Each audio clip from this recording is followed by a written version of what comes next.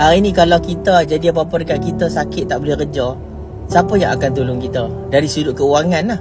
Kita kan ada komitmen bulanan, kita ada hutang, kita ada komitmen. Tapi kalau kita dah tak mampu lagi bekerja, siapa yang akan bantu kita dari sudut keuangan? Ada kawan adik-beradik nak tolong kita? Ada kawan-kawan nak tolong kita, tuan-tuan? Ada sepupu-sepupu kita, jiran-jiran kita, kawan kita dekat office, kawan kita yang main futsal sama-sama.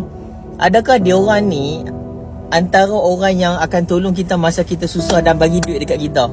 Semalam bila saya buat sharing dengan kawan-kawan saya tu, dia keluar cerita tentang faraid.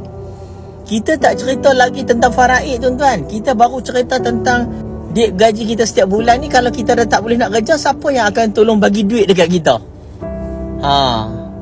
Baru cerita gaji. Dia tak cerita lagi pembahagian harta pusaka, membayar hutang, harta sepencarian. Benda ni semua tak cerita lagi. Kita baru cerita gaji kita dulu.